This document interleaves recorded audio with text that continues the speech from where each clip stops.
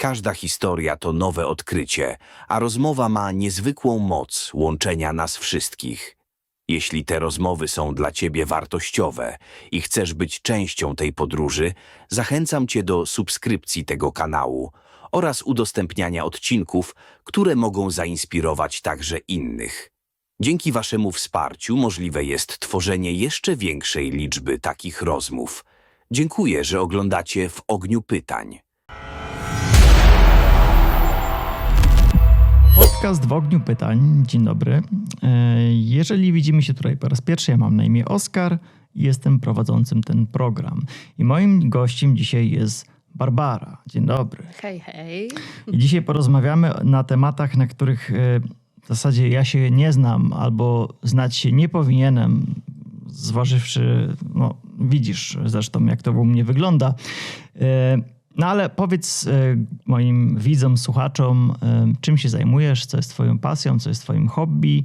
Później przejdziemy do może tematów, które ostatnio, jak powiedzicie, tam pociągają w pewną stronę. No i na końcu przejdziemy do moich standardowych pytań, których jest cała masa i będę po prostu robił jakąś selekcję takich, które mi akurat będą pasowały w danym momencie. No to proszę bardzo, przejmij pałeczkę i zapraszam.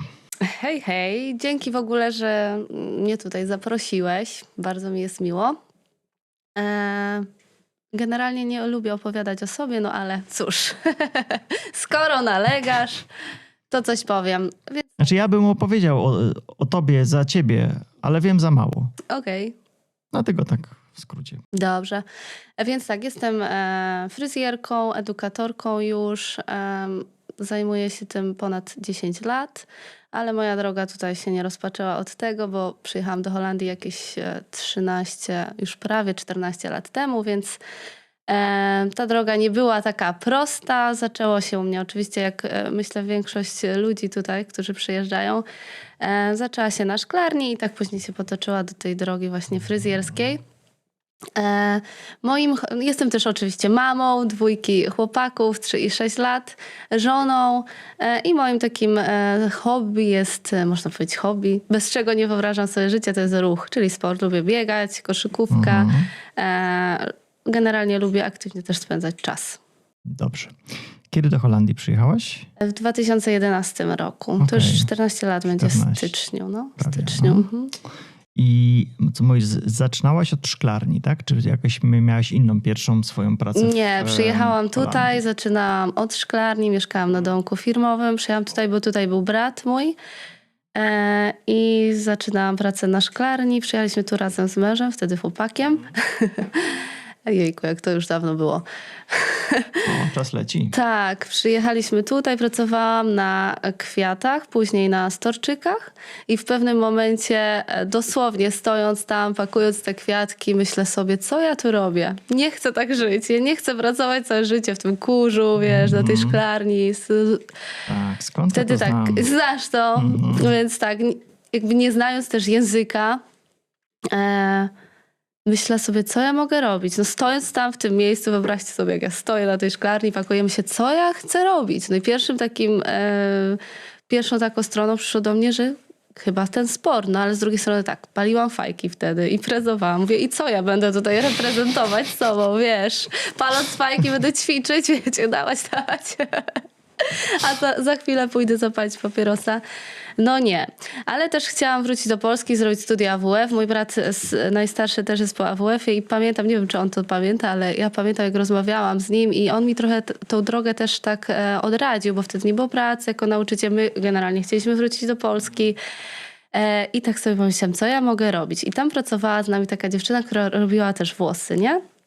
I ja mówię, kurczę. Fajne to, robiłam, bawiłam się tymi włosami jako dziewczynka, nie? Spróbuję. No i zeszłam na przerwę i od razu w internet sprawdzam, gdzie ja mogę zrobić wiesz, ten pierwszy kurs, zobaczyć w ogóle, czy to jest coś dla mnie, czy mi się to podoba i tak dalej. No i na przerwie zaraz znalazłam szkolenia w pobliskim mieście w Polsce i pojechałam sobie tam na niby wakacje. I spędziłam tam, już nie pamiętam dokładnie, ale pewnie około 300, nie pamiętam ileś tam godzin musiałam wyrobić, żeby ten kurs jakby zdać, nie? No i zapaliła się we mnie taka lampka, że jednak lubię to robić, podoba mi się to. Ta pani jeszcze mi powiedziała, kurczę Basia, pół roku jesteś super fryzjerką, masz do tego jakby potencjał i tak dalej, więc no poszłam w tą stronę. Ty nie miałaś żadnego doświadczenia we fryzjerstwie, Nie. żadnego wykształcenia, to po prostu tak zrobiłaś Tak. z marszu, jak to się mówi. Tak, dokładnie z marszu, stojąc przy Okej. kwiatach. To było dosłownie stojąc przy kwiatach, bo myślałam sobie, kim ja mogę być. Miałam tylko 2 wersje, albo w sport, albo we fryzjerstwo, nie? No i wtedy w ogóle też nie było też takiej nagonki na ten sport, nie było takich trenerów i tak dalej, nie? Tam może Ewa Chodakowska zaczynała wtedy, albo trochę wcześniej. Ale nie było tak dużo tego, nie? No jeszcze Anna Lewandowska. może. Tak. Anna chyba później troszkę zaczęła, ale no, nawet już nie szukam tu szczegółów, ale nie było tego tak dużo, jak jest teraz, nie? Więc no, tak to było. Dobrze, i Nie? powiedz mi, jak ta twoja kariera fryzjerska się dalej rozwijała? Oj, więc tak, pojechałam na to opowiem już tak może ze szczegółami. Wróciłam z tego szkolenia i ja od razu zaczęłam pracę z klientkami, od razu. Z pierwsze koleżanki, wiesz, bracia i tak dalej. Nie czekałam na to, czy ja umiem to robić tak perfekcyjnie, czy nie. Oczywiście, że nie umiałam, nie? Ale no, próbowałam. Kupiłam sobie jakieś tam podstawowe produkty. Robiłam oczywiście za pół darmo, pamiętam za 10 euro ze swoją farbą, więc jakieś 5 euro byłam do przodu. Ale byłam. No i tak się moja droga zaczęła. I powiem ci, że mam jedną klientkę, Sylwię, pozdrawiam cię Syluś. I jest ze mną do dzisiaj. Wspominamy, wiesz, te czasy, kiedy naprawdę robiłyśmy włosy właśnie w przedpokoju. Myłam w głowę w wannie. Klientkom oczywiście mówiłam wcześniej im o tym, nie? Ale no, droga była czasami trudna, bo nie zawsze wychodziło, więc musiałam też sobie radzić z tymi porażkami, bo ja akurat teraz już wiem, jak sobie z tym radzić, ale wcześniej w ogóle nie byłam w żadnym, wiesz, rozwoju, więc wsiadało mi to też na psychikę i później mówiłam, kurczę, nie nadaje się do tego, a to tylko po prostu była jakaś tam lekcja czy błąd, który trzeba było naprawić albo się tego nauczyć, nie? Więc cały czas, do tej pory też się szkolę, nie? Cały czas biorę udział w było dla szkoleniach. ciebie najtrudniejsze?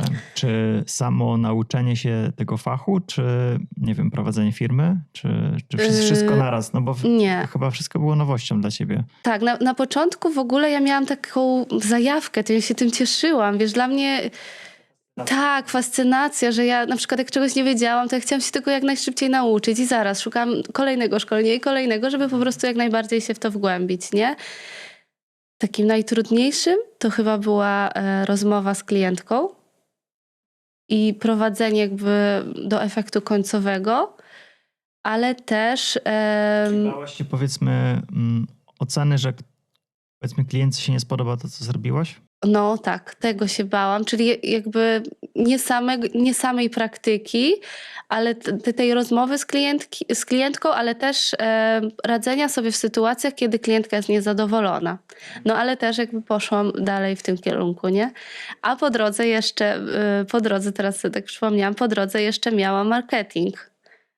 I właśnie w tym marketingu trochę ten rozwój tam liznęłam, że tak powiem, nie?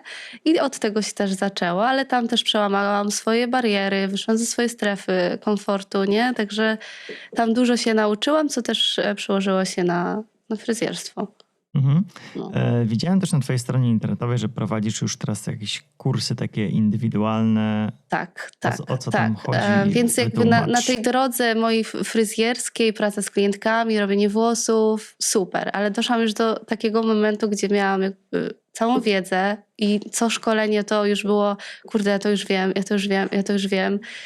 Chociaż zawsze uważam, że z każdego szkolenia coś wyciągam, tak? Ale już miałam taką... brakowało mi czegoś. I mówię, kurczę, mam tyle wiedzy, że ja powinnam się tym dzielić. Ale znowu w głowie, wiesz, to moje ego, które podpowiada mi, no ale jak, ty będziesz edukatorem, jesteś po szkole fryzjerskiej, gdzie w ogóle ty zmierzasz, nie? I co? Po tylu latach ludzie, kurczę, pracują 30 lat, żeby zostać edukatorem, a ty sobie tak raz, dwa przeskoczysz, no ale kurczę, mówię, why not? Dlaczego nie? A że właśnie miałam super, znaczy do tej pory, takiego mentora fryzjerskiego, którym jest Sebastian Curyło i on jakby dał mi tej takiej pewności siebie. I pojechałam do niego na roczne szkolenie i tam już w ogóle nie mówię, że obrosło w piórkę, ale po prostu dostałam takiego kopa do działania, że jakby już nie ma takiej, że na pewno jest rzecz, którą się boję, ale już jest to, wiesz, zdecydowanie mniejsze, nie? Drogi widzu, słuchaczu, jeśli chcesz wesprzeć rozwój tego podcastu i pomóc w tworzeniu jeszcze lepszych treści, możesz postawić prowadzącemu wirtualną kawę. Link do strony znajduje się poniżej, w opisie podcastu. Każda kawa to nie tylko radość i motywacja, ale także możliwość tworzenia coraz lepszych odcinków. Pamiętaj również o 2 ważnych krokach: subskrypcji oraz zostawieniu komentarza. Dzięki temu algorytm YouTube będzie mógł dotrzeć z tym podcastem do nowych odbiorców. Jeśli ta rozmowa zainspiruje lub przekaże coś wartościowego, udostępnij ją dalej. To naprawdę pomaga promować wartościowe treści. A teraz wracamy już do rozmowy. Tutaj mam wypisane jakieś takie dziwne pojęcia, dziwne techniki, o których nie mam zielonego pojęcia, ale znalazłem to na twojej stronie internetowej.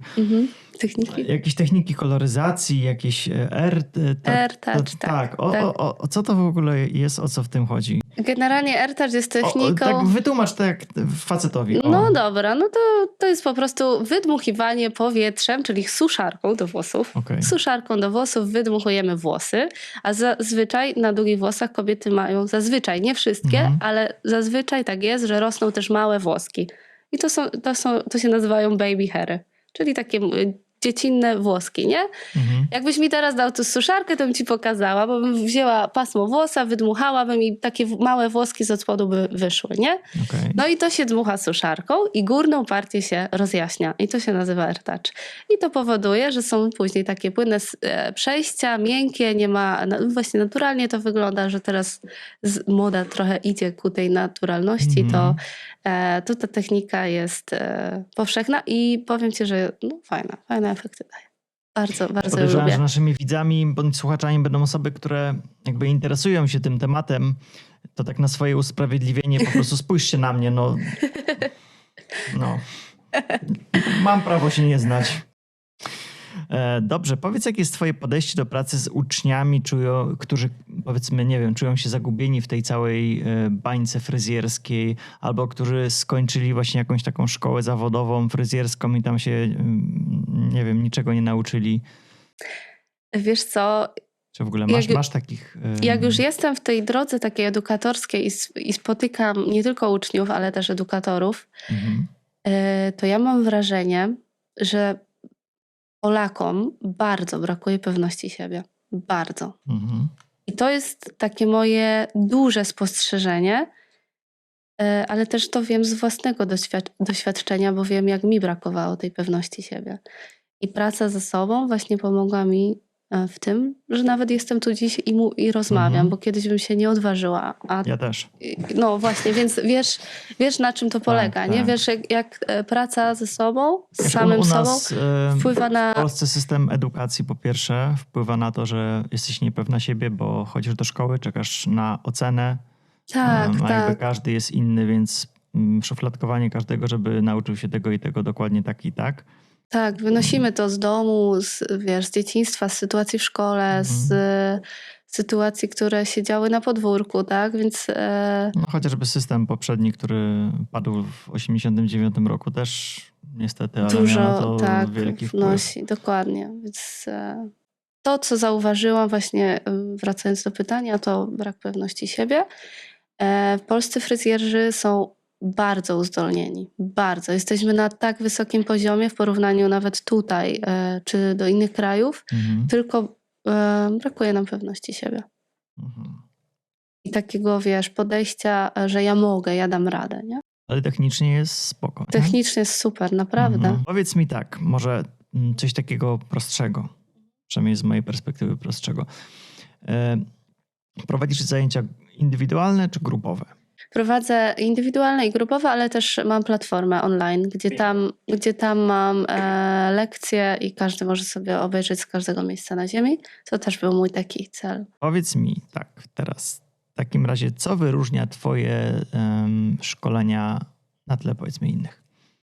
Moim zdaniem moje szkolenia wyróżnia to, że przekazuję wiedzę w bardzo prosty sposób. I osoba, która zawsze sobie stawiałam też siebie tą na początku mojej drogi i pytam się siebie, co ja chciałabym wiedzieć w tym momencie i mówię to w tak prosty sposób, że Czy każdy zrozumie? tak, jak chcesz, to zapraszam, zobaczysz. Możesz jeszcze zostać fryzjerem. nie no, żartuję, ale wiesz co, nie znam go osobiście, ale gdzieś mi się tam w sieci przewinął chłopak, który się nazywa Fryzjer bez włosów. I on jest łysy, jest fryzjerem i też super pracę robi, więc No, można. da się, nie? Znaczy, powinien się nazwać bez włosów na głowie, bo chyba gdzie indziej jakiś tam ma. Nie wiem, czy to taka nazwa dokładnie, ale fryzjer bez nieważne. włosów chyba. No. A może nie ma, nie wiem. Kurde. Powiedz mi tak, jeszcze zauważyłem u ciebie na stronie na temat dostosowywania fryzur do kształtu twarzy. I to mnie zaciekawiło. Tak, tu też... O co tu w ogóle chodzi? Ja powiedzmy kiedyś, jak sobie wybierałem okulary, no to było jakieś takie, że to są jakiś kształt serca, prostokąt, kwadrat i tak dalej. I o co tutaj w ogóle chodzi? To działa na podobnej zasadzie. Po prostu patrzymy na kształt twarzy, czyli czy twarz naszej klientki jest kwadratowa, okrągła, owalna, czy serce, tak? Ale co ważne też, to trójkątny, ja bym powiedziała. Tylko tak, kształtem, ale patrzymy jeszcze na rysy twarzy, czyli na kości policzkowe, na brodę, na nos, właśnie na czoło, czy jest wysokie, czy niskie. I to wszystko łącząc, możemy właśnie wtedy dobrać fryzurę. Czyli na przykład, jak ktoś, patrząc na mnie, ktoś sobie myśli, o chuda i tak dalej, ma owalną twarz. Ale nie, ja mam twarz okrągłą i do mnie nie pasują krótkie fryzury, bo wtedy jeszcze bardziej mnie jakby zaokrąglają, tak? Więc pasują krótkie, ale trzeba tutaj coś dodać na twarz, żeby wyszczuplić ją, nie? Więc dobieramy wtedy fryzurę, tak, by pewne rysy twarzy przysłonić. Albo inne wyeksponować. Tak. To jest teoria. Ale z praktyki też spotkałam się z tym, że jednak nie zawsze klientka czuje się dobrze w tym, co jej pasuje. Więc i to samo jest z kolorem, bo też kolor dobieramy do urody, tak? Do karnacji i tak dalej. Ale nie zawsze klientka czuje się z tym dobrze. I moje podejście jest takie, że ja proponuję, ale kiedy klientka się nie czuje w tym dobrze, to najważniejsze dla mnie jest to, żeby zrobić tak, że to ona ma się czuć dobrze. Dokładnie. Wiesz, my też widzimy trochę inaczej kolory. Każdy z nas widzi inaczej kolory. Ktoś może się czuć w tym dobrze. Sama wiem z własnego doświadczenia, bo kiedyś też czułam się, pasowały mi takie kolory, ja się nie czułam w nich i dlatego teraz tak jest moje podejście, nie? Do tego, że teoria teorią, ale w praktyce czasami wychodzi to inaczej. Zresztą myślę, że chyba w każdej dziedzinie, nie? Chyba tak, są jakieś takie wyjątki od ogólnych zasad. Tak. A powiedz mi o jakichś swoich ulubionych na przykład technikach strzyżenia. Generalnie jeśli chodzi o strzyżenia, cały czas się uczę. Byłam na edukatorskim szkoleniu i tam głównie były strzyżenia, ale jednak poszłam w koloryzację, bo to jest mój konik i tutaj się czuję jak ryba w wodzie. Ale takie podstawowe strzyżenia, linia prosta, bob. Nie lubię krótkich fryzur, krótkich kobiecych fryzur ścinać. Bardziej wolę długie włosy. Dobrze. Moje kolejne pytanie to też co mnie zaskoczyło i co znam, no bo ja jakby wywodzę się troszeczkę z fotografii i koła barw, czyli jakieś powiedzmy ułatwia to łączenie różnych kolorów ze sobą. Tak, dokładnie. Wiesz... Jak we fryzjerstwie tego dla się mnie używa? w ogóle bez tego... Dla mnie to jest podstawa koloryzacji. I gdybym ja to wiedziała na początku swojej drogi, zupełnie inaczej by wyglądało fryzjerstwo na początku. Ja to robiłam Ale dobra, intuicyjnie. Jak tego koła można używać w przypadku fryzjerstwa? No, każda farba ma numery. Czyli nie wiem, każda na przykład jest 7-11, tak? 7 to jest poziom, czyli odcień ciemności czy jasności od 1 do 10, gdzie 1 jest czarny, a 10 jest bardzo, bardzo jasny. I te cyferki po kropce dają nam jakiś odcień, tak? Czyli pigment. No i mamy koło barw. Każda paleta, każda marka farb ma swoje koło. I tam są kolory, tak? Nie różowy, czerwony, fioletowy, niebieski, żółty, pomarańczowy i tak dalej. I jeżeli znamy numery tych farb, bo to też się wiąże z tym, żeby poznać markę, tak? Bo czasami jest tak, że jest ogólna numeracja, ale marki mają też swoje. Czyli na przykład w jednej marce 4 może być zielona, a w drugiej może być pomarańczowa. Więc trzeba się zaznajomić pierwsze z kołem barw danej marki, tak? I wtedy jak widzę, jaki kolor jest w danej farbie, to znając podstawę mojej klientki, tak, to co ma na głowie, to ja wiem, co ja muszę dodać, żeby na przykład zniwelować dany kolor. Czyli tak dla przykładu, dla zrozumienia łatwego, bo nie wiem, czy rozumiesz, co mówię, ale jeżeli masz zielony kolor, nie? I z moją wiedzą, taką jaką ja mam teraz, mam koło barw, tak? To zielony kolor, Ja mam przed głową to takie koło barw co ja muszę... bardziej fotograficzne, ale to jest... ale to jest to samo. To jest to samo. Cała tak. tęcza, tylko że No to zobacz, kółko. Wytłumaczę ci w taki sposób. Masz... właśnie, tutaj dosłownie. koło kolorów. Dosłownie. Nie wiem, czy to będzie dobrze widać. O. Tylko, że we fryzjerstwie jest tak, że one muszą być naprzeciwko, żeby się neutralizowały. I to też ułatwia sprawę, nie? Tak się uczy też. I tak samo jak poprawiasz na przykład, nie wiem, zdjęcie. No i masz zazielone, to co robisz? Musisz jakiegoś tam koloru dodać, żeby zneutralizować, nie? Tak samo jest w kolorze, jak na przykład wychodzi ci żółty. Dodaje się taki trochę różowo-fioletowy, Dokładnie. magenta to się tak chyba fachowo tak. nazywa. Jeżeli na przykład jest intensywna zieleń, no to czerwień, nie? Bo czerwień neutralizuje zieleń, ale tak już też powiem, bo wiele Przy kobiet... okazji zahaczymy dzisiaj o lekcję plastyki. No właśnie, bo to się z plastyki wzięła. Ja nigdy nie lubiłam plastyki, więc nie wiem, skąd się to wzięło. Kiepski. W każdym bądź razie, jakbym znała to na początku, to by było dużo, dużo łatwiej. Natomiast myślę, że to jest po prostu podstawa. Jak to się zna, to jest tak banalnie proste, że później jest ułatwienie. Można samemu tworzyć własne kolory. I ja na przykład już nie mam takiego czegoś, że ja się boję, że coś mi nie wyjdzie. Bo jak mi nie wyjdzie, to ja wiem, co robić. I o to chodzi też w fryzjerstwie, żeby nie tylko wiedzieć, co jak zrobić, ale wiedzieć, jak zrobić, jak sobie... dupę uratować. Tak, jak sobie dupę uratować. Dokładnie. A powiedz mi, co jest najtrudniejsze? Jaka jest najtrudniejsza umiejętność dla początkującego fryzjera? Myślę, że strzyżenie. Strzyżenie, tak? Tak mi się wydaje. Ale wiesz, też to chyba jest indywidualna A technik kwestia. strzyżenia też jest tak mnóstwo jak...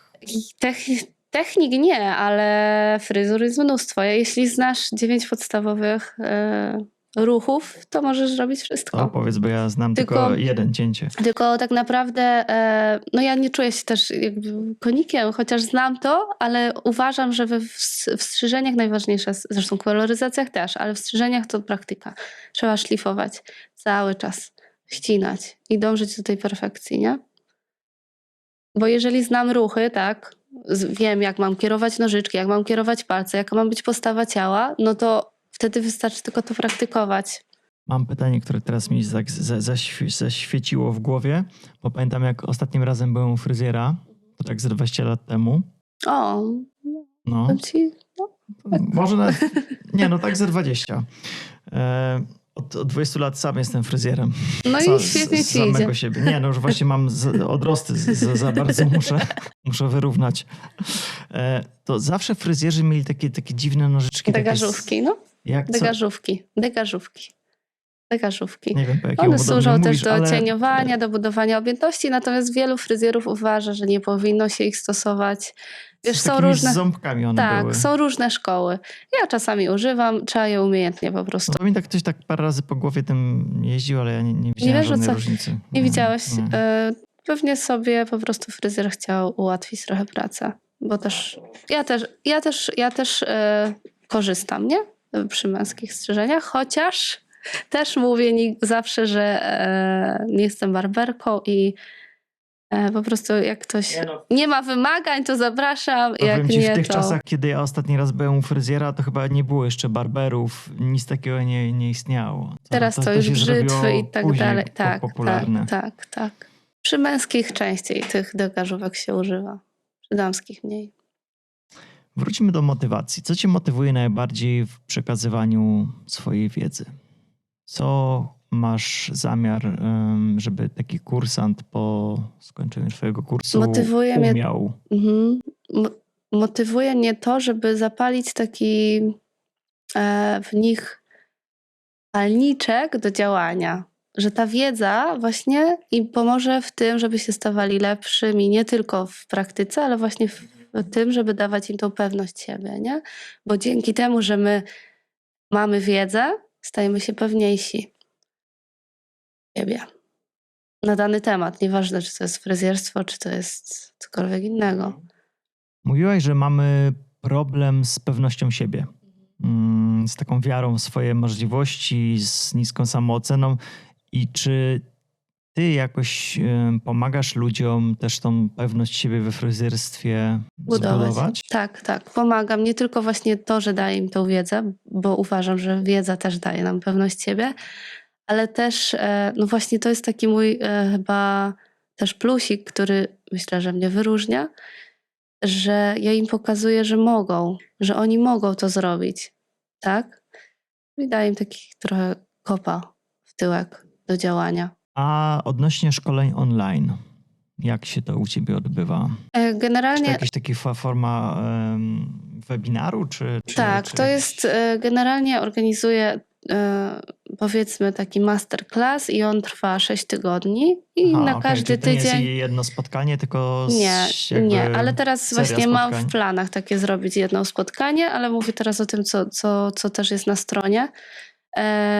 Bo ten master się odbył i on teraz jest jakby do kupienia na stronie, bo tam te wszystkie lekcje, te wszystkie pytania, odpowiedzi są cały czas dostępne i ja też jestem dostępna. Czyli jak ktoś teraz powiedzmy wykupi sobie taki masterclass, to też ja jestem dostępna i odpowiadam na każde pytanie. Ale to akurat się tak odbywało, że było 6 tygodni, każdy tydzień była inna technika, inna koloryzacja i tam była możliwość zadawania pytań. No odzew był super, więc byłyśmy zadowolone. To robiłam też z moją koleżanką, fryzjerką Olą, która mi pomagała w tym. A teraz chcę zrobić jednodniowe takie szkolenie.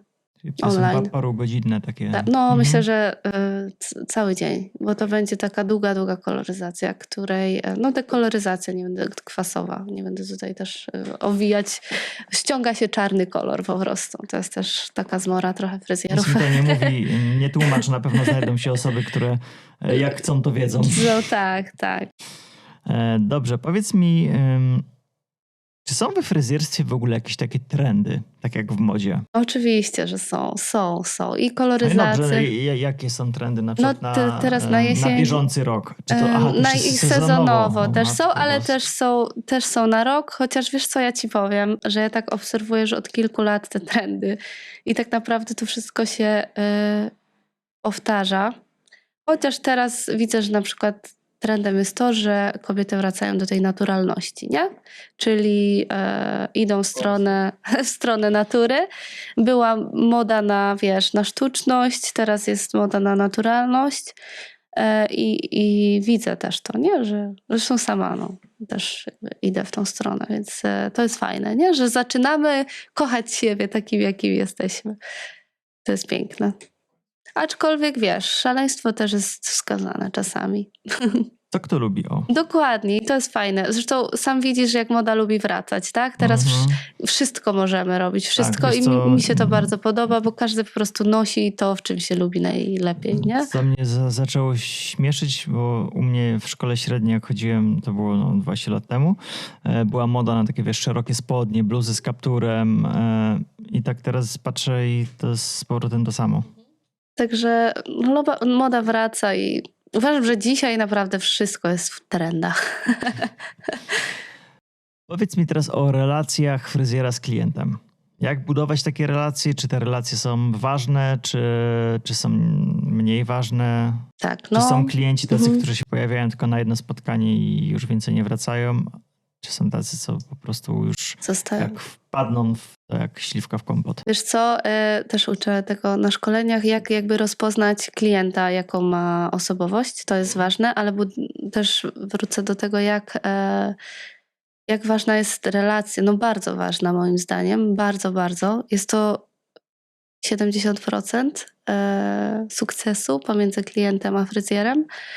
Trzeba po prostu czasami się dostosować też do fryzjera, bo wyobraź sobie, że przychodzisz do fryzjera, jesteś introwertykiem, osobą spokojną, a fryzjer ci cały czas tu nawala, nie? Więc jakby już na samym początku się nie dogadacie i ta osoba nie wróci do ciebie, bo czuje, że to nie jest to. Przytłoczona. Tak, dokładnie, więc dzięki temu też budujemy tę relację, nie? Poznajemy klienta, klient nam ufa, tak? I przychodzi do nas, a nie... Tak, 50% jest, ja tak zawsze mówię, 50% jest nasza wiedza i to, co my potrafimy, a drugie 50% nasza osobowość, nie? Ja też tak mam, idę, nie wiem, cokolwiek, gdziekolwiek idę, ktoś mi nie podpasuje, to ja tam nie wracam, mimo tego, że on by był mistrzem świata, nie? Po prostu nie. Ale jak ktoś osobowość mi podpasuje i nie jest perfekcyjny, to idę. Po prostu lubię, nie? Lubię tę osobę. I myślę, że tak jest ze wszystkim, nie? No bo to, o czym wspomniałaś, właśnie o tym jakby trochę naśladowaniu swojego klienta. Mhm. No, tak się Powiedzmy, jak klient jest introwertykiem, to Tak, żeby bardziej żeby stać się osobą introwertyczną albo na odwrót. To jest też, są różne techniki NLP. Nie wiem, czy wiesz, co to jest NLP. To jest programowanie neurolingwistyczne.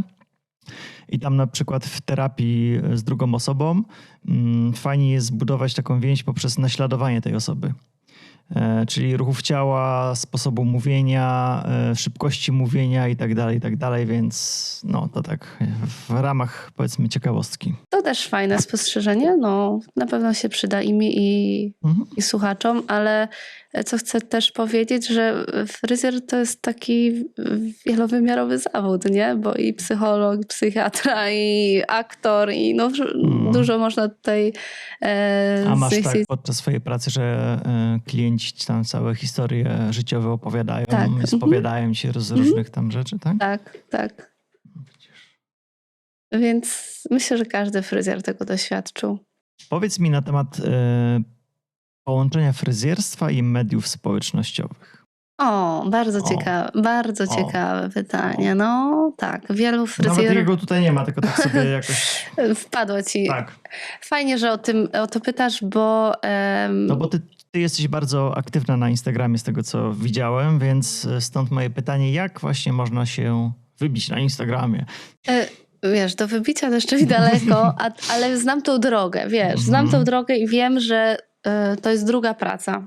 I jakby nie ma tutaj drogi na skróty, nie? Dobra, można wykupić followersów. Nie wiem, czy to widziałeś, czy nie. Tak. Można sobie wykupić, ale to jakbyś takich stado trupów wykupiła, bo oni są w ogóle nieaktywni. Tak, dla mnie w ogóle jakby to jest śmieszne i nie wiem, po co to komu, nie?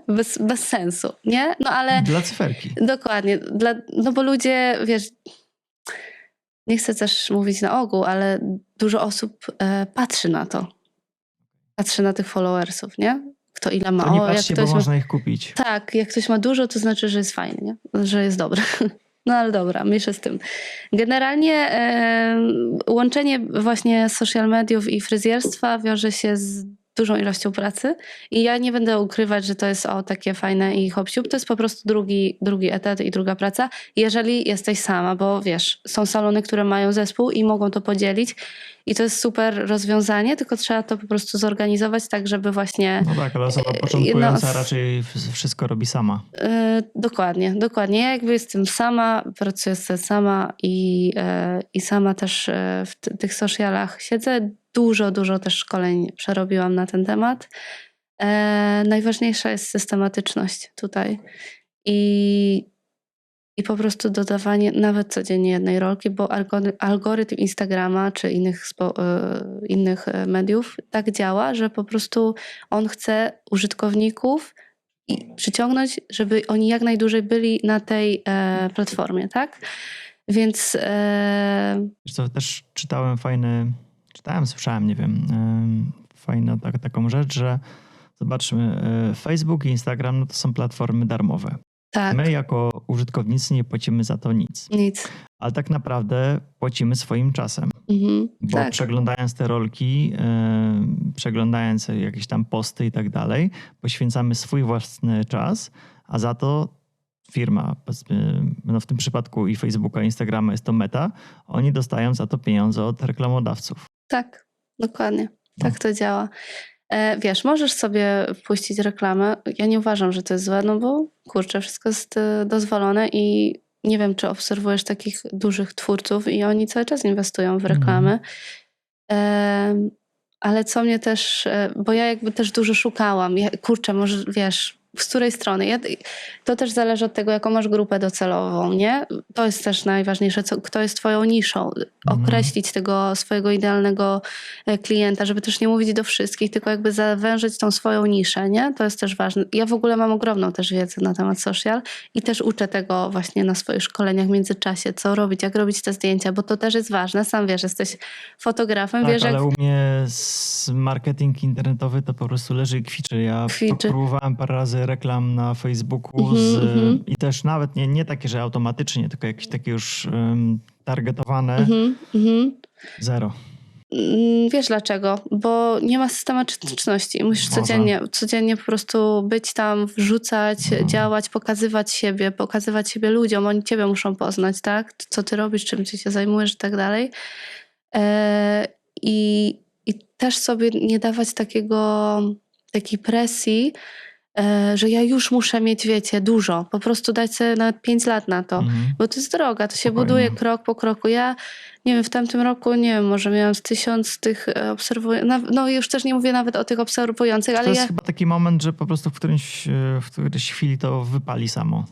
Też, bo to nawet możesz dodać, nie wiem, są na przykład twórcy, którzy na przykład robią social media i uczą jak robić social media, nie? No ale wrzucą sobie rolkę jak, nie wiem, skaczą do wody i coś tam wybucha, wiesz, stworzą sobie taką rolkę i ona ma milionowe zasięgi. I dzięki temu, że ludzie zobaczą tą rolkę jedną, to oni wejdą, a kto to jest?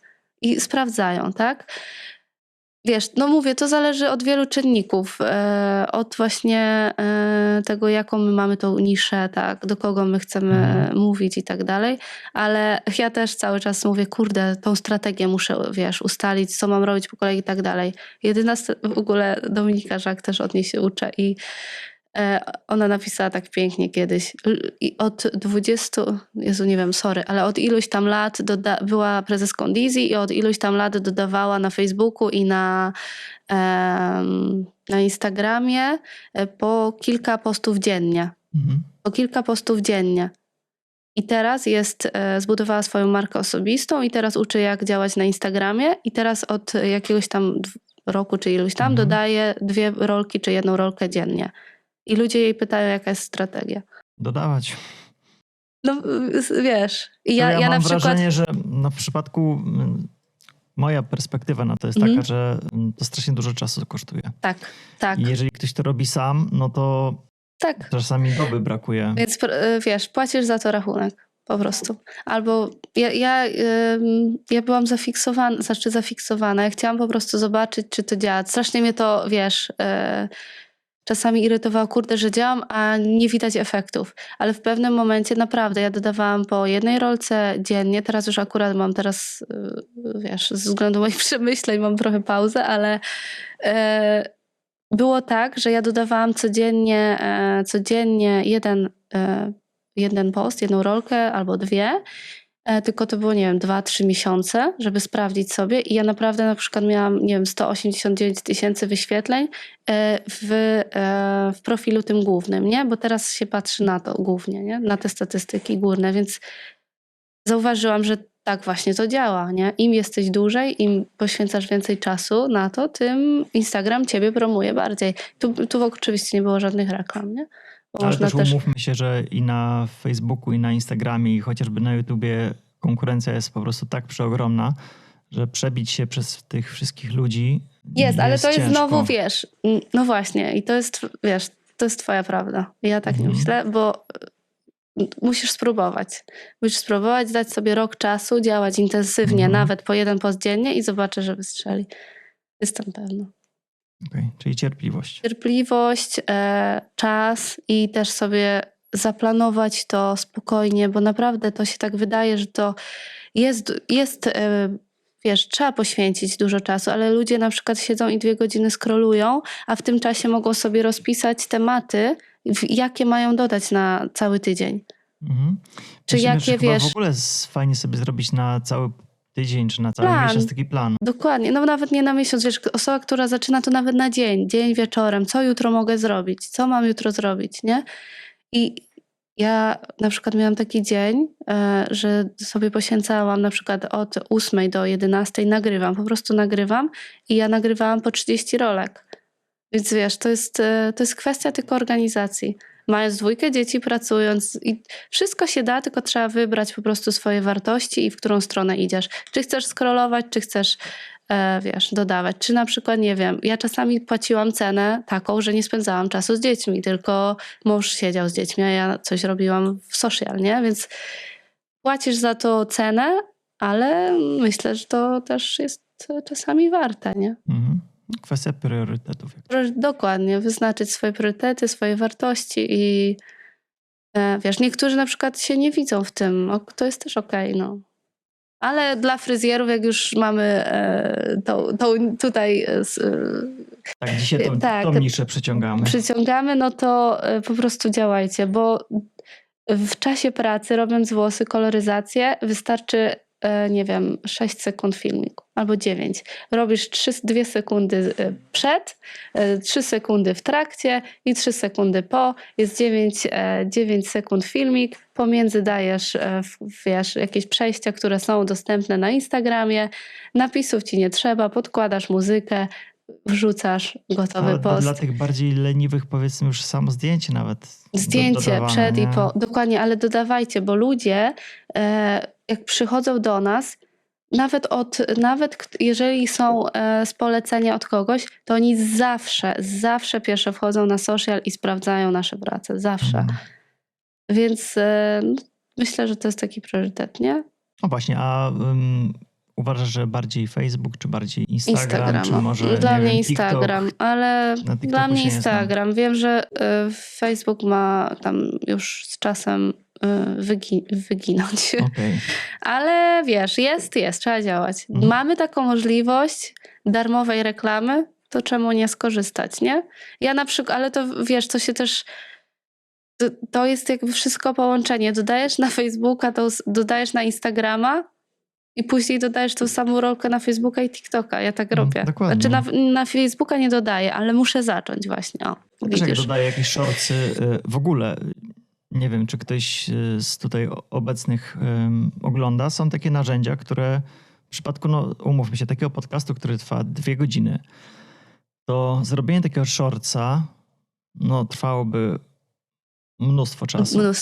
Plus dodanie jeszcze napisów, żeby to ładnie wyglądało. Więc są takie narzędzia, które płatne oczywiście, ale robią to za ciebie. Przygotowują ci bodajże 30 shortsów.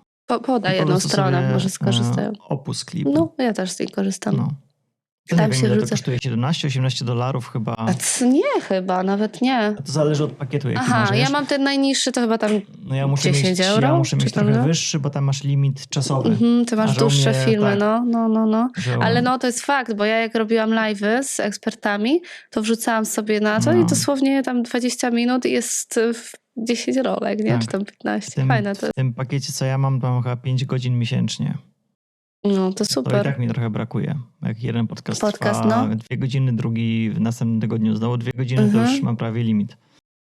Kurczę, bo ja teraz nie korzystam, to jak coś to możesz sobie wrzucić u mnie. Daję sobie radę. I tak No. chyba teraz moje odcinki będą co 2 tygodnie, bo no, to o czym ci mówiłem, to też kosztuje dużo czasu, więc i też do zdjęć trochę chcę wrócić bardziej, więc może co 2 tygodnie. Ciężko. Jak się troszkę obrobię, to odcinki będą co tydzień. Ale fajne są takie podcasty, bo wiesz, ja na przykład dużo słucham też podcastów i tyle wiesz wiedzy, ile można jedno Dokładnie. słowo, jedno zdanie po prostu, nie? Fajna rzecz. Jedna historia i może zmienić człowiekowi życie, nie? No, tak, słuchajcie podcastów. Słuchajcie, no. Albo oglądajcie, kto tam woli. Dobrze, może takie ostatnie pytanie już odnośnie fryzjerstwa i później przeniesiemy się do drugiej części. Dobrze. To dobrze. Co twoim zdaniem definiuje sukces we fryzjerstwie? Albo może w usługach fryzjerskich? Tak, to od razu też mówię, że to jest jakby, żeby się też nie... Twoja subiektywna tak. opinia. Moja i żeby się też tym nie sugerować, bo każdy ma inną definicję sukcesu. Oczywiście, mówisz o swojej w tym momencie. Tak.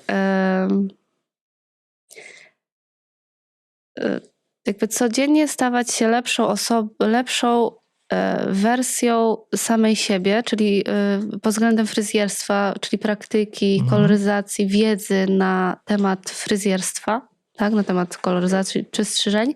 Codziennie robić coś, żeby się stawać lepszym i budowanie relacji z klientem. To jest sukces, moim zdaniem.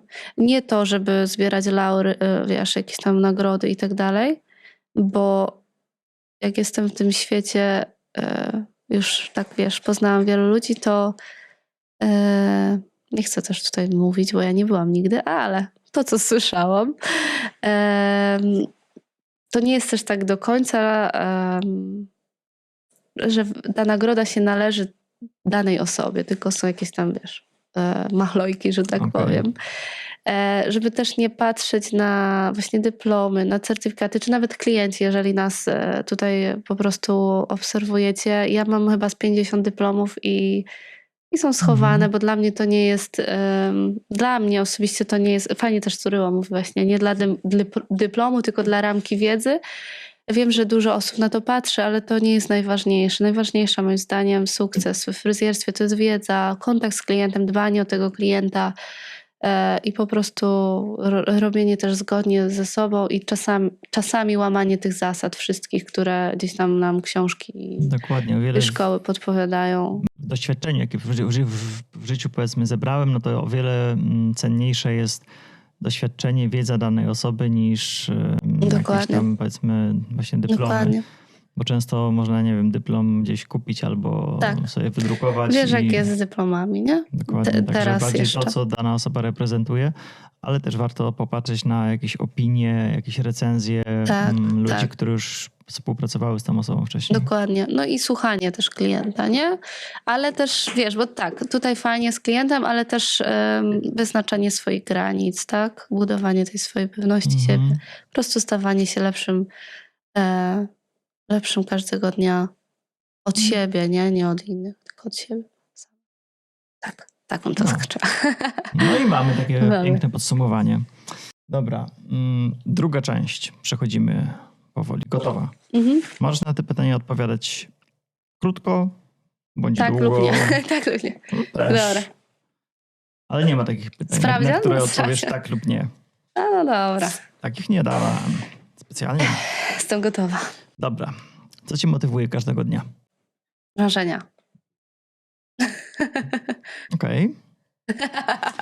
Jednym słowem. Dobrze, może być jednym, może być... Marzenia, no. Duże Dobrze. marzenia.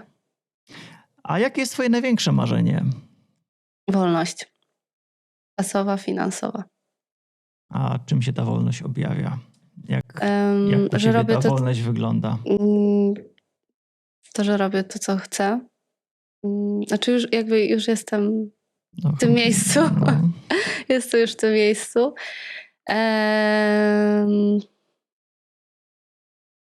Taka wolność, że po prostu nic mnie nie ogranicza do podejmowania jakichkolwiek decyzji.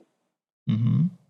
Wiesz, jestem też mamą, więc jakby tak, to marzenie też jest związane z dziećmi, nie? Żebym miała szczęśliwe i zdrowe dzieci. Dobra. Ja bym jeszcze podrążył bardziej, ale już się nie będę Możesz, gnębił. ciąg, no Nie, no bo możesz. jeszcze mamy tyle pytań, A, a ja już dobra. tak pojechałam spoza listy. No. Bardziej pod kątem tego drugiego, Okej. ale nie, No. dobra. Opanuje się. Jakie jest twoje ulubione miejsce w Polsce? O kurczę, Skąd z Polski jesteś? z Podkarpacia. To Okej. chyba Podkarpacie, no. Chociaż Kraków też bardzo lubię. Ale wieś, trawa, drzewa, Mhm. to są moje klimaty. Dobrze. O, proszę bardzo. Co uważasz za swoje największe osiągnięcie? Urodzenie 2 dzieci. Gdybyś miała napisać o sobie książkę, jaki by miała tytuł? Pierwsza myśl się liczy. We wszystkich Mam już, pytaniach. możesz wszystko. Możesz Już, wszystko. to jest tytuł już, no. Okej. Możesz wszystko. Czy masz jakieś rytuały, techniki, sposoby, które pomagają ci być zmotywowaną i produktywną? Tak. Właśnie ostatnio zaczęłam wstawać rano. Rano. Dla ciebie to pewnie będzie Dla mnie to już południe. Południe, no. Ale tak, 6 rano wstaję. Co robię? Oddechy. Mhm. Moczenie buzi w zimnej wodzie. Znaczy A morsujesz też, czy nie? nie, jeszcze nigdy nie spróbowałam. Tak, ja też Aczkolwiek właśnie nie. zamierzam się, ale też trochę się boję, bo boję się. Nie wiem, czy to jest dobre dla mnie, bo ja mam chyba coś z krążeniem, bo często marznę w stopy, w dłonie i pierwsze wolałabym to chyba może zbadać, nie wiem, żeby, wiesz. Bo to też nie jest takie proste iść sobie, wiesz, do lodu, bo ciało może różnie zareagować, tak? Tego fajnie się jest przygotowywać. Nie jestem ekspertem, nic ci nie chcę radzić, aczkolwiek słyszałem, że to też właśnie na krążenie pomaga, ale nie Tak? wiem. Ale nie wiem. Więc może. Nie słuchaj mnie. Dobra. Poczytam. Potwierdź Poczytam. potwierdź I gdzie generalnie indziej. jestem z Marzlu, więc to też mnie przeraża. Okej. Także. Jakie słowo denerwuje cię najbardziej? Bo ty. Okej. Dobrze. Jakie są twoje ulubione filmy? Może nie mam. Serio. Nie mam. Serial? Nie mam. Podcast? Podcast, no to być tak naprawdę Marianki Gieraszewskiej. Podcasty w ogóle. Mhm. Jej wszystkie. Nie znam. No to koniecznie. Musisz poznać. Dobrze, przesłucham. Może książka jakaś? Książek mam tak dużo, ale Potęga Podświadomości to jest jedna z No. książek, która bardzo mi pomogła. Czekaj, bo tak na spontanie muszę pomyśleć. Na pewno mam być tak naprawdę też jest książka Początek Wszystkiego. Też jest Marianki 2 książki, to też takie fajne, bo tak naprawdę wszystko się zaczęło od już nas, jak byliśmy malutcy, Mhm. że byliśmy w brzuszkach. No nie wiem, te 2 po prostu. Nie, Starczy. musiałabym się dobrze zastanowić. A Sukces, jest taki film. Sukces? Sukces chyba. Nie wiem. Sekret. Nie oglądam filmów. Sekret. Też właśnie, to bardziej tak od tej podświadomości, nie? Tam dużo jest. Jestem takim dinozaurem, że na Netflixa nie mam. Ja mam, ale nie. Ja właśnie miałem raz, miesiąc miałem Netflixa z 5 lat temu i od tamtej pory nie mam. Jest jeszcze jeden film, czekaj, tylko nie pamiętam tytułu. Dobra, nieważne. Nie pamiętam Okej. tytułu. Jak sobie przypomnisz, to później napiszesz w komentarzu. Inna ja, patrz. O, Inna ja. Brawo, to Inna Film ja, brawo inna ja. ty. Ale no, to jest też o ustawieniach systemowych. Okej. Nie wiem, czy coś słyszałeś na ten temat? Kojarzę. nie? Kojarzę, ale nie wnikałem, nigdy się tym Nie? akurat nie interesowałem. Ja tak, Polecam. Znaczy- Polecam. wszystko sprowadza się do jednego, natomiast ja tak trochę od drugiej strony. Ja właśnie hipnoza, praca w transie, trochę wewnętrzne dziecko, tego typu No historie. jest też. No to jest połączenie tego. Duchowość, nie? Więc Tak. tak. Dobrze. Opisz siebie 3 słowami. Pracowita, Mhm. pokorna, uparta. No, Dobrze. żeby nie było tak wszystko fajnie. Pewnie. Co jest twoją największą pasją poza pracą? Ruch, sport, Jaki sport najbardziej? bieganie. Generalnie biegam, ale ostatnio sobie uświadomiłam, że jak chodziłam do liceum, bo ja jestem po szkole sportowej, Mhm. Okej. po kierunku sportowym, no nie szkole, kierunek sportowy. I zawsze jak biegałam, bo musiałam, bo byłam dobra, więc mnie brali na te zawody i wygrywałam, więc tak, ale bardzo się stresowałam. I ostatnio tak do mnie doszło, że ja nie lubiłam tego biegania, ale teraz biegam i jest okej. Lubię biegać.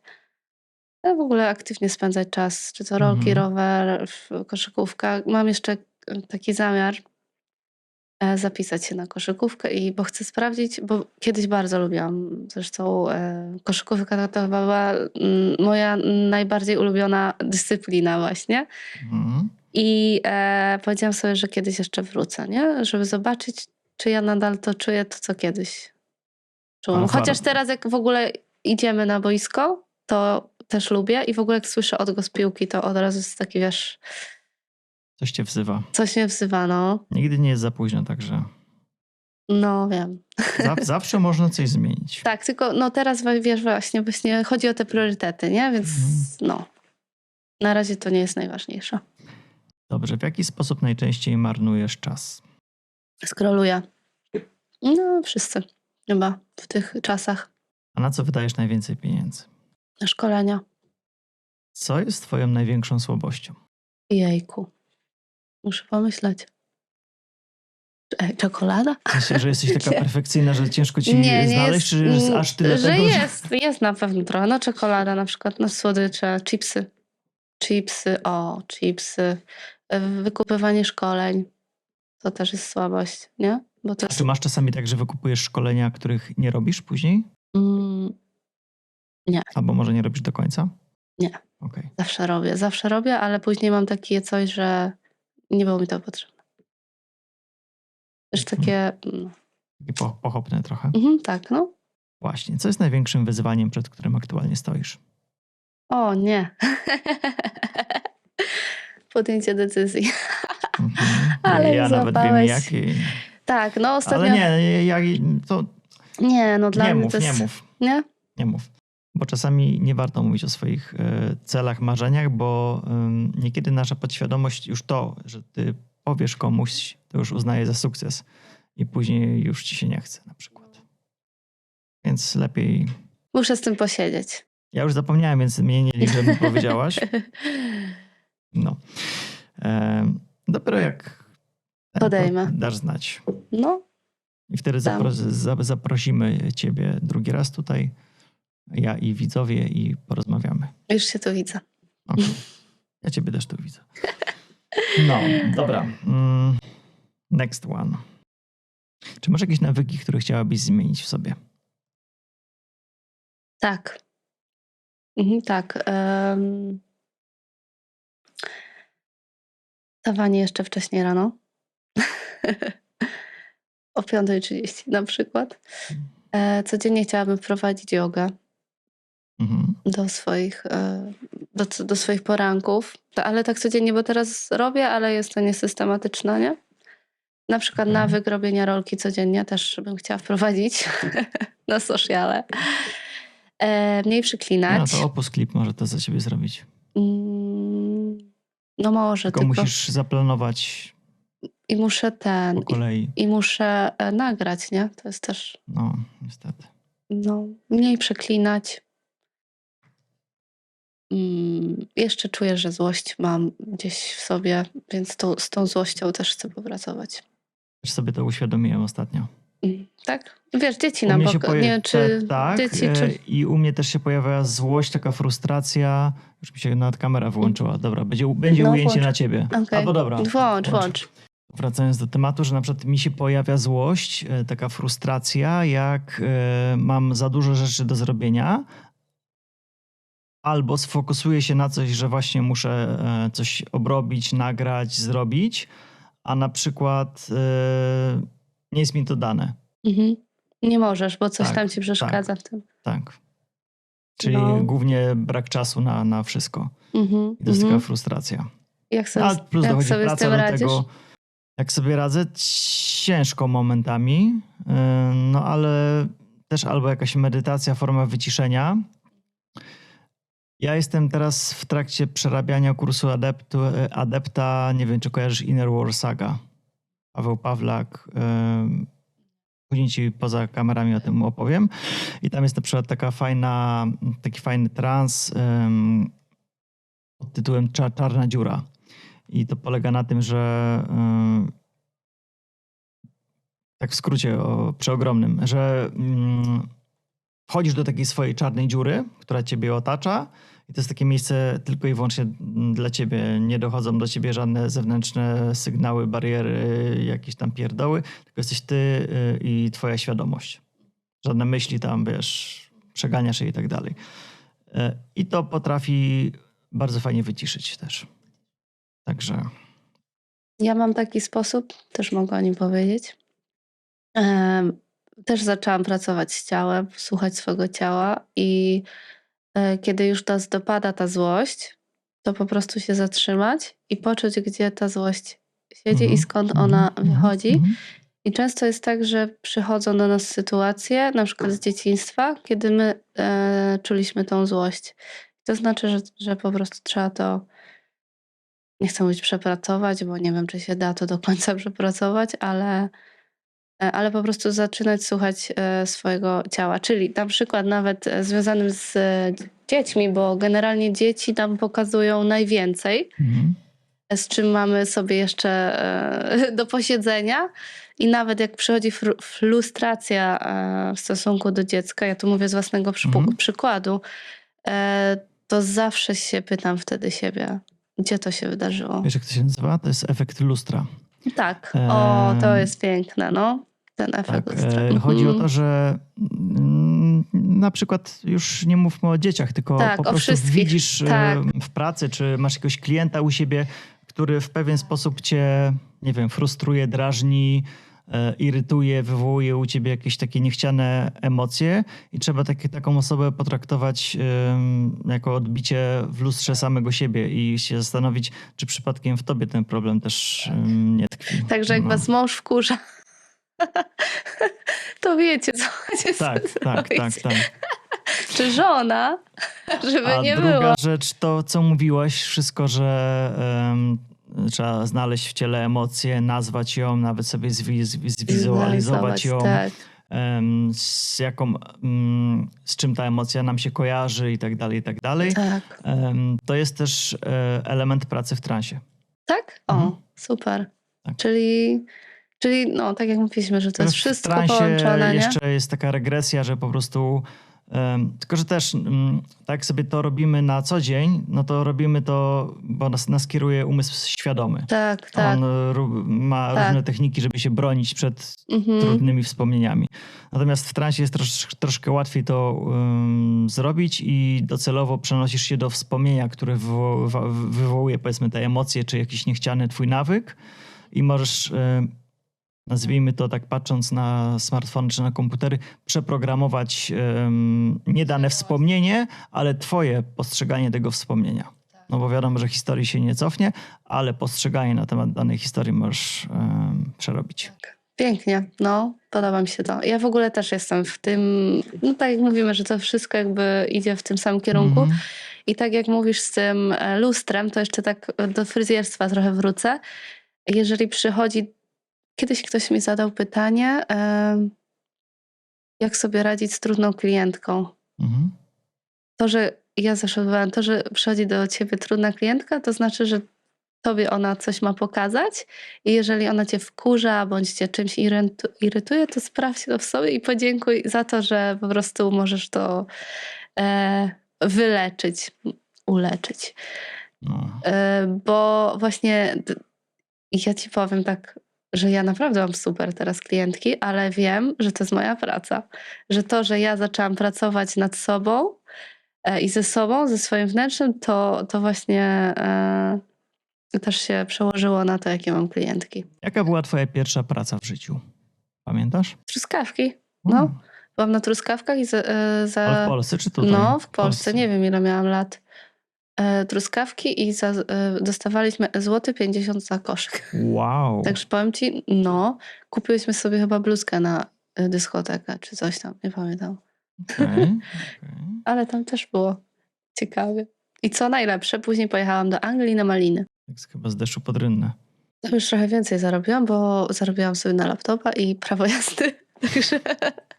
Także Ale maliny takie niewdzięczne chyba trochę. nie, ale wiesz, no wspomnienia są dobre. Od czegoś trzeba było zacząć. Nie, no jasne. Żadna praca nie hańbi. Tak jest. Dobrze, powiedz mi 3 rzeczy, których się nauczyłaś w ostatnim roku. Słuchaj siebie i swojego ciała. To jest jedna. Mhm. Social media to iluzja. Mhm. Zresztą wszystko jest iluzją, ale tak social to już jest taką konkretną iluzją. Jejku, 3 rzeczy. Bądź sobą. To już chyba całe życie się uczy. Po prostu. Mhm. Chcesz grube pytanie, czy łatwiejsze? Dawaj grube. Gdybyś wiedziała, że będzie cię ciągnęło do kariery sportowej, co byś zrobiła?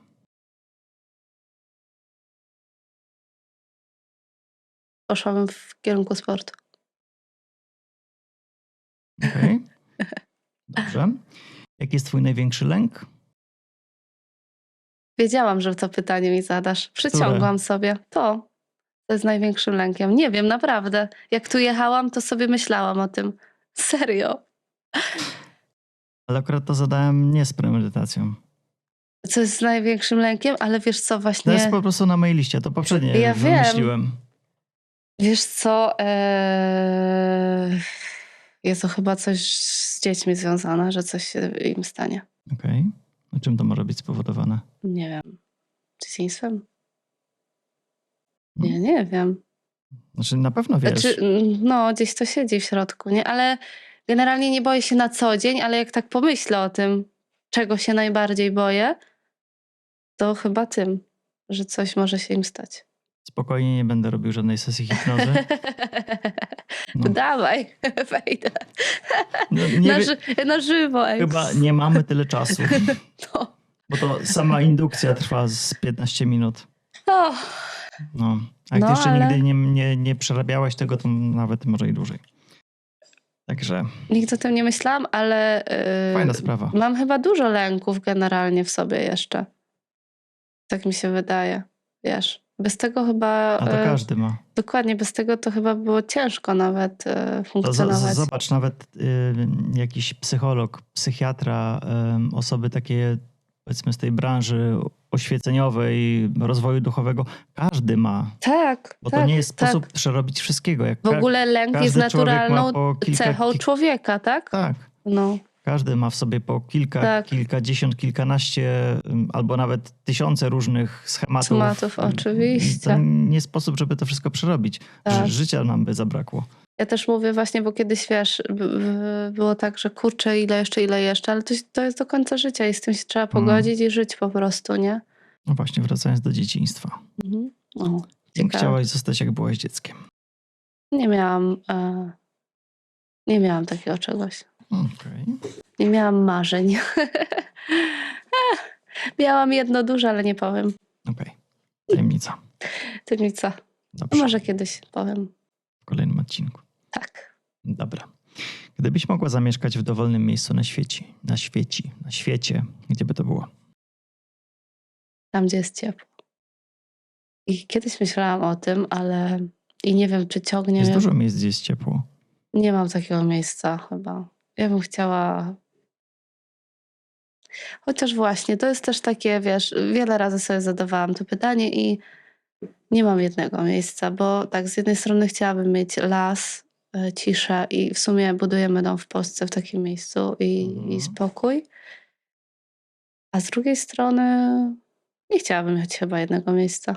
Chciałabym sobie właśnie raz tu mieszkać, raz tu. Mieć Okej. taką niezależność. Czyli Czyli na taka- przykład w Hiszpanii, gdzie jest ciepło, albo w Grecji. Mieć mieszkanie i Tutaj sobie... zimowa rezydencja, tutaj letnia Tak, rezydencja. dokładnie. Okej, sprytnie. W taki sposób sobie to myślę. Nie mam takiego jednego, wiesz. Czego nie lubisz i co cię denerwuje najbardziej u innych osób? Wszystko jest idealnie. Wow. Nie, specjalnie tak powiedziałam. Bo wiesz, dopiero mówiliśmy o lustrze, nie? Stąd też moje pytanie. Jak ktoś krzyczy. Okej. A tobie się zdarza? Pewnie. Okej. No, zdarza mi się krzyczeć. To jest ta złość właśnie, wiesz? Ja na przykład nie lubię, jak ktoś czegoś nie ogarnia. Jak ktoś jest taki Ja już lubię. Ja, łapowaty. wiem. taki mozolny. Taki no. Wiesz co? Kiedyś Ale mnie nie to wiem, czy ja wkurzało, taki ale jestem. teraz Może też to jestem nie. taki, nie wiem. Jesteś taki? A Nie wiem. właśnie. Może też nie ogarniasz. Wiesz co, ja w ogóle... W dzieciństwie byłem taką pierdołą, byłem taki grubowaty, taki To może z no, tego. taką, na pewno. Taki pizdowaty, jak to się Wiesz mówi. co, ja w ogóle... jak kiedyś mogłam ci to wymieniać, ale ja się zmieniłam i ja już tak sobie to jakoś, że w ogóle mam takie zrozumienie dla drugiego człowieka. Po prostu ktoś taki Mhm. jest i tyle, nie? Chociaż wkurza mnie właśnie krzyk. Wiesz, ja też jakby widzę to u dzieci i z mężem bardziej, nie? Bo tak inni jakoś tak mnie nie... Po prostu akceptuję to i każdy ma swoje Mhm. jakiś tam charakter i wiesz o co To chodzi. prawda. Ale tak właśnie no krzyk, alkohol. O, to po prostu jest... chociaż powiem ci, że kiedyś imprezowałam dużo, nie? A Ja teraz też mnie nie uruchamia. byłem niewinny. Teraz się uruchamia, kurwa, także. Uff.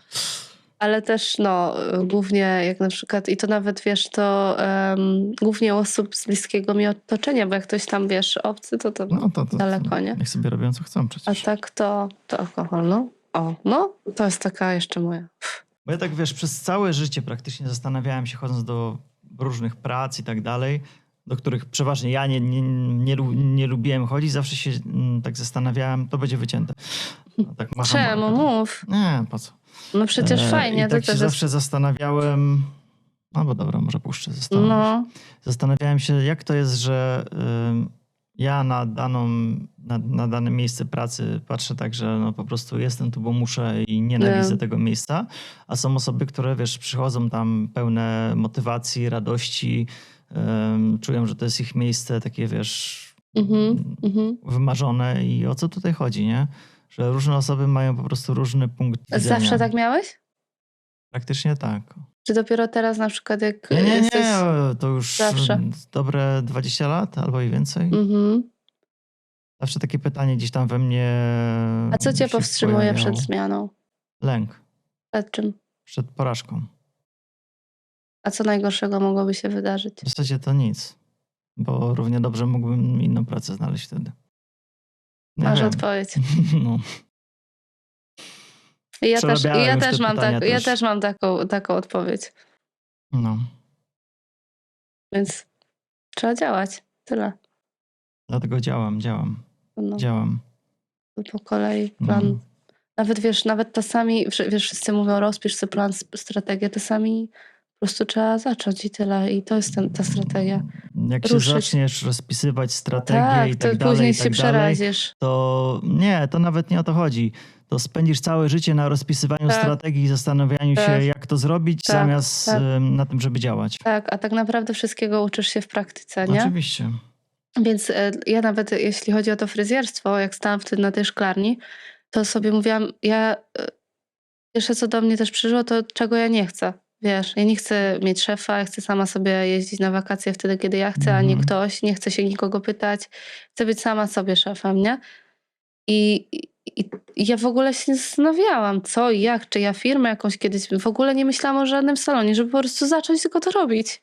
i sobie dorabiać, wiesz, po szklarni. To jest takie fajne pytanie, które każdy może sobie zadać, czy grasz, żeby wygrać, czy grasz, żeby nie przegrać? No właśnie, no właśnie. Ale wiesz co, czekaj, co ja miałam mówić? Wyszło mi. Z szklarnia. Aha, że doszłam do takiego miejsca w swoim życiu, że ja znowu czuję, że ja zapierdalam, tak, wiesz, że mi życie ucieka. Że tu No. mam dzieci, tu to, a ja znowu, wiesz, wpadłam w ten kołowrotek, Wiesz, jak ja to nazywam? Życie na autopilocie. a ja tak nie chciałam, nie? W sensie, znaczy chciałam i nie chciałam, Myślę, bo że każdy dzień tak samo wygląda. nie, tylko, że dużo Czy że nie masz pracuję. kontroli nad... Że dużo pracuję. Okej. Że dużo pracuję.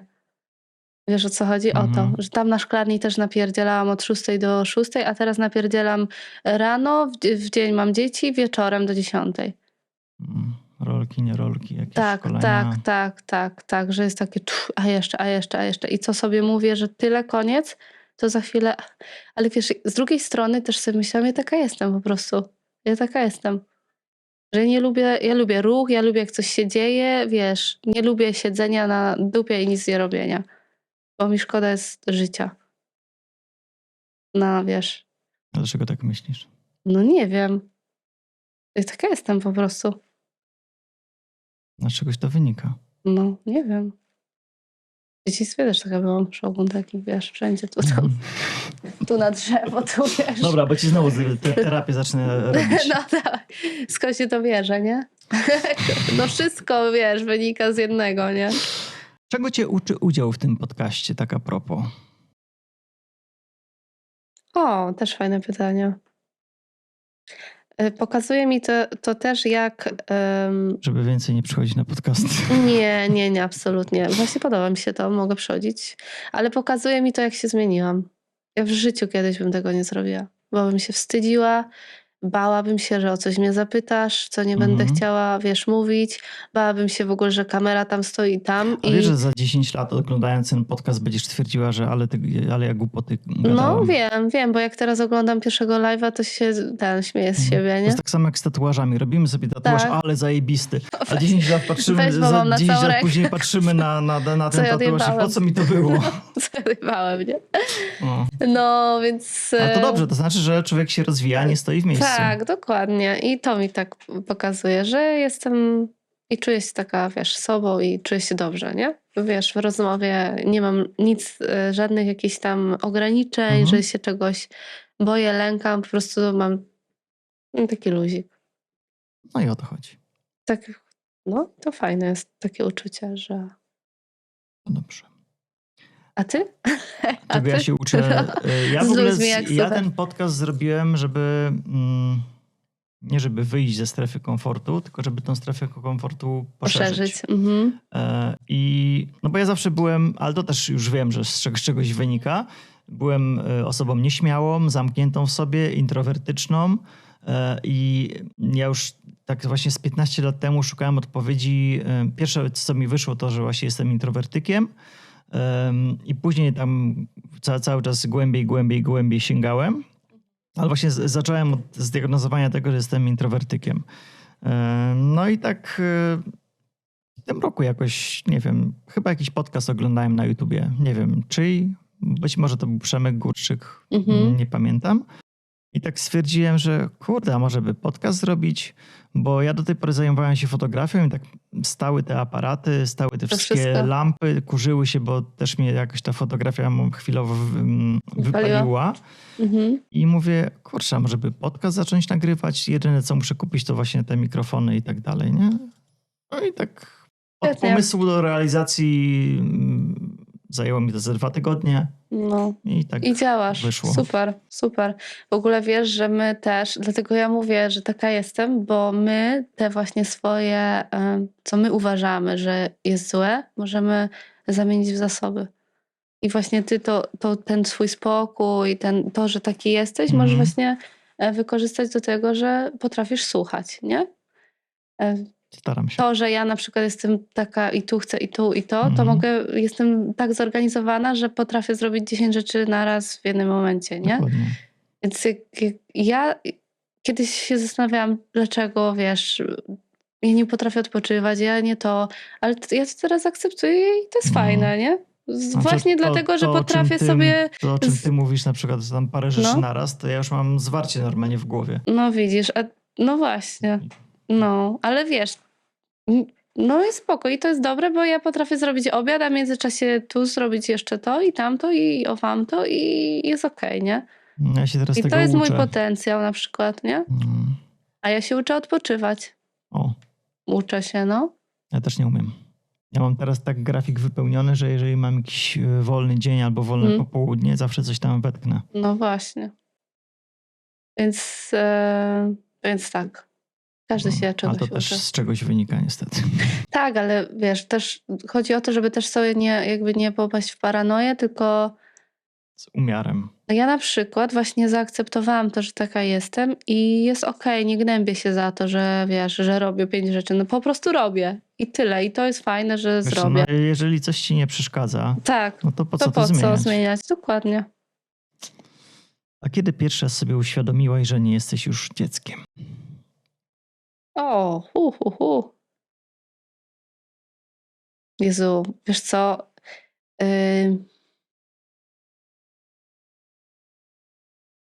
Ja w ogóle bardzo szybko chciałam wyjść z domu. O tak. Chciałam w ogóle, wiesz, sama na siebie zarabiać. To jakby uświadomiłam sobie bardzo szybko, bo może też musiałam, ale tak świadomie, to wiesz, pewnie w wieku, nie wiem, kiedy zaczęłam rozwój po prostu. Okay. Bo te schematy z dzieciństwa i to wewnętrzne dziecko jest cały czas w nas, nie? Jakby, więc nie wiem, jak ci odpowiedzieć na to Bardzo pytanie. dobrze, że jest. No jest. No bardzo dobrze. Ale nie wiem w sumie, jak ci odpowiedzieć na to pytanie. Kiedy? No to starczy. Kiedy? Starczy. Okej.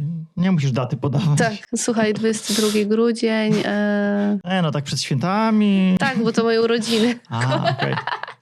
Także wiesz, specjalnie mówię na wizji. Jak nie zapomnę, to ci złożę życzenia. Przypomnę się, nie? W trakcie robienia czego tracisz poczucie czasu, czyli wpadasz w takie flow tak zwane. Albo w stan transu. No tak, jak robię Inaczej zwany. koloryzację i jak spędzam czas z dziećmi, jak spędzam czas aktywnie. Czyli nieważne, czy to rolki, rower, bieganie, koszykówka, po prostu mnie nie ma. Mówisz dzieci 3 i 6 lat, tak? Tak, Chłopiec, dziewczynka. 2 chłopców. Ja mam jednego. Chłopaki są Jednego fajne. łobuza. Chłopaki są fajne. Miałam 4 braci, znaczy mam nadal 4 braci, więc jestem gotowa. Wow. Starszych. Mówię, że mnie los tak przygotował chyba. No wiesz. nie, bo ja jedynak jestem. Aha. Dobrze, a czego najbardziej nie lubisz w Holandii? Pogody. O no, jak chyba większość ludzi. Pogody. I tyle chyba w sumie. Nie mam takiego czegoś. Co... A krajobraz nie jest taki, no, zwłaszcza, że ty z Podkarpacia jesteś. Tam nie tęsknisz za górami? Tęsknię, ale mam tu też laski i też sobie tam, wiesz, jeżdżę. Dla mnie jest właśnie zbyt płasko i zbyt mało drzew jest tutaj. Ten krajobraz jest taki, wszystko, no bo wszystko jest tutaj, wiesz co, wykarczowane. to musisz sobie w takie miejsca Nie, pojechać. no wiadomo, że są jakieś takie parki, lasy i tak dalej, ale w tej akurat części, gdzie mieszkamy, to mało jest takich lasów, takich konkretnych, z prawdziwego zdarzenia. Tak, no. To gdzieś tam bardziej w stronę Belgii, To w stronę zieleni Niemiec też trzeba brakuje, jechać. no ale generalnie szukam jej, tak, wiesz, staram się. Nawet mam taką trasę na centrum i mogę sobie jechać tam ścieżką, ale ja zawsze skręcam tam, żeby był właśnie lasek, drzewa i takie rzeczy. Co byś doradziła młodym ludziom, którzy chcą się rozwijać, chcą spełniać swoje marzenia, ale boją się odnieść porażkę i ponieść jakieś tam, powiedzmy, nie wiem, ryzyko? Zadajcie sobie pytanie, co najgorszego może się stać, gdybyście popełnili tą porażkę. Zacznijcie od razu pracować od razu ze sobą, w sensie takim właśnie wewnętrznymi lękami, czyli co cię powstrzymuje przed tym, czego się boisz, skąd to wynika i tak dalej. Jeżeli nie Co jest stać was... źródłem tego lęku? Tak, jeżeli was nie stać na terapię bądź psychoterapeutę, czy kogoś takiego, który pobiera za to pieniądze, to jest mnóstwo teraz darmowej wiedzy, czy nawet właśnie podcasty Marianki, czy no jest tego ogrom i na pewno znajdziecie osobę taką, która do was trafia, bo to też jest ważne. I od razu zacznijcie sobie pracować właśnie z tym, skąd się to bierze. To tak bardziej wewnętrznie, a motywacyjnie to po prostu działać. Nie zastanawiać się nad tym, co się wydarzy, gdzie się wydarzy. Zacznijcie działać i robić. Ja wspominałem też dzisiaj to może się dołączę w ogóle, podepnę do odpowiedzi na to pytanie. Pewnie, dawaj. Wspominałem dzisiaj o Inner Warsaga, że jestem u nich na kursie, kurs adepta. Ale to nie jest tanie, ale z tej samej, że tak powiem, stajni, od tego samego człowieka można sobie kupić książkę. Tak. Jest tom pierwszy, tom drugi i jest jeszcze saga wewnętrznego zwycięstwa. Nie będę wszystkiego wyciągał, bo Ale pokaż wygląda to to mniej więcej tak samo, ale Super. cena to jest chyba 100 za jedną. Albo za wszystkie? Kurczę. Sprawdzę sobie. Sprawdzicie sobie. Saga wewnętrznej wojny. No. To można tylko u nich na stronie zamówić, także... Super. Sama sobie zamówię, chociaż mam już podlinkować jakby co. Listę mam książek też długą. Już mam te książki, tylko nie ma kiedy A później czytać. ci tam pokażę też te inne rzeczy. Dobrze. No i co jeszcze najważniejsze, to po prostu działajcie. Działajcie i nie leniuchujcie, bo jesteście młodzi, macie zdrowe nogi, zdrowe dłonie, macie potencjał do tego, żeby zdobywać świat.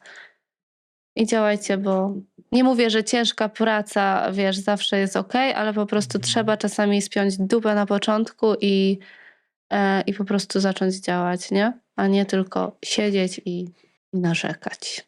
Stwierdzenie, że ciężka praca popłaca, czy tego typu powiedzenia, które też niby tam gdzieś w głębi duszy nosimy, to też jest właśnie jedno z przekonań. Tak, dokładnie. Dlatego mówię, żeby tak nie myśleć, nie?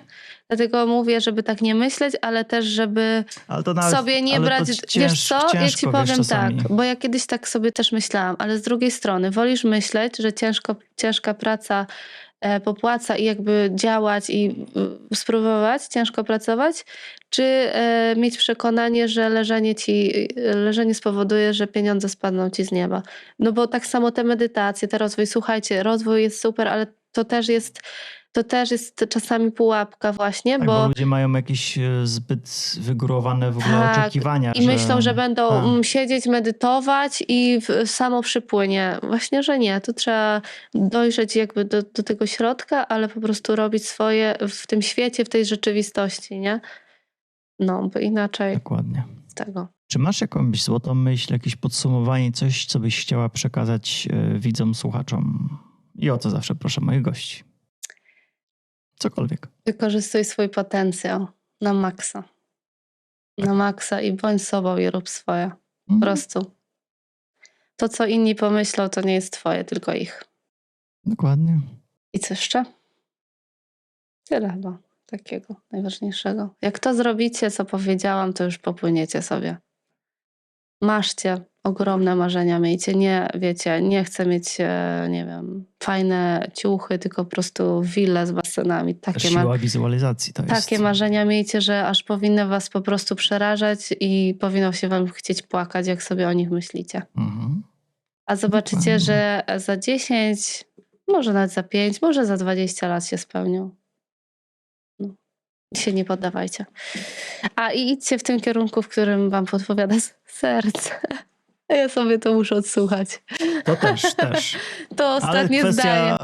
Nie, no to dobrze wyszło. Musisz sobie taki zapętlić to i puszczać. No, dokładnie. Dobra, bo jeszcze ja tak coś czuję podświadomie, że chyba jeszcze coś nagramy, bo ten temat takiego rozwoju i jest duży.